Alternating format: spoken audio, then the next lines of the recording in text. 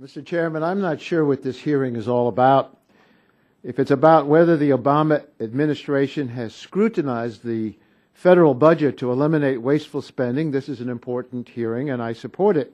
But if this hearing is a gotcha hearing to examine whether the administration has actually done a line-by-line review of the federal budget, I reject its premise. There's no question that the Obama administration has carefully examined the federal budget to eliminate wasteful spending. The budget process each year involves close review by each agency of its spending needs.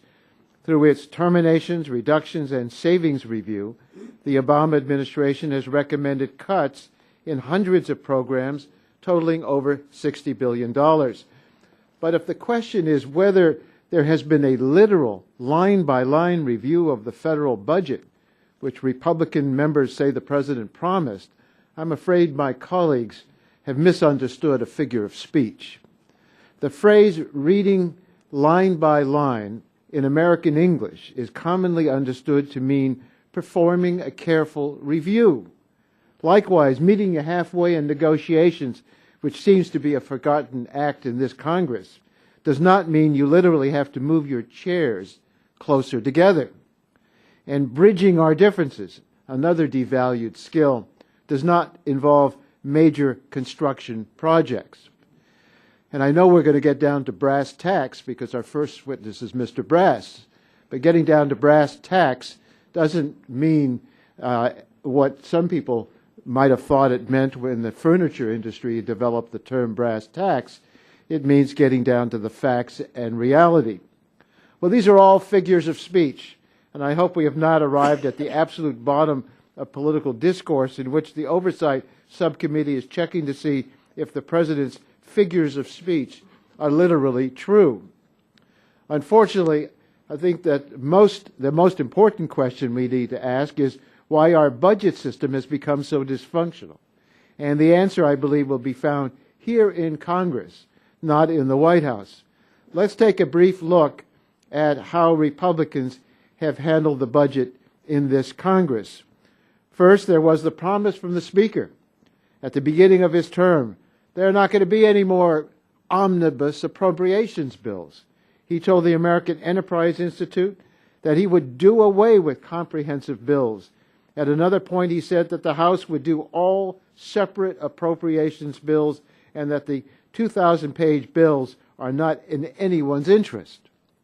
Yet today, we're operating on the heels of a four-day continuing resolution, which will be followed by a 6-week continuing resolution, which will be followed by an omnibus appropriation, if we're lucky. Then there was the budget ceiling standoff. Every Republican and Democratic economic and financial observer said that this ceiling had to be lifted to preserve the American credit rating and not to rattle the markets. Instead, the Republicans held the ceiling hostage until default was imminent, using it for negotiation leverage and headline value.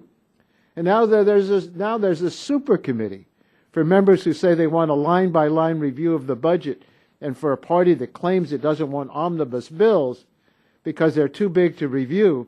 It seems pretty strange that the super committee is the method that has been adopted. This process sweeps past all authorizing committees' consideration and all amendments and input from members of Congress. If it is successful, the super committee will create a giant omnibus bill, bigger than any before, and give us perhaps 3 weeks to read it, but not to change it, not even to offer changes to it. If it fails, it will produce an across-the-board cut in programs that could be accomplished by a pocket calculator, but will reflect no public policy, no economic realities, and no sense of justice and fairness. Well, I hope the super committee process achieves positive results, but if we're really serious about ensuring sound fiscal policy for our nation, Congress needs to take a long, hard look in the mirror. I believe that examining ways to meet halfway and bridge differences would take us a lot further than examining whether the President did a line-by-line budget review. And I remember a conversation I had with my son when he was quite little, and we had to explain to him that stopping on a dime did not mean we literally stopped for a dime. There are figures of speech and expressions, and I'm pleased now that the Oversight Committee has become the arbiter of whether people are actually stopping on a dime, getting down to brass tacks, literally reading a budget line by line. This is a wonderful exercise. I only wish the cameras were here so that the American people could see what Congress has come to. And I think my time has now expired, so I will yield back.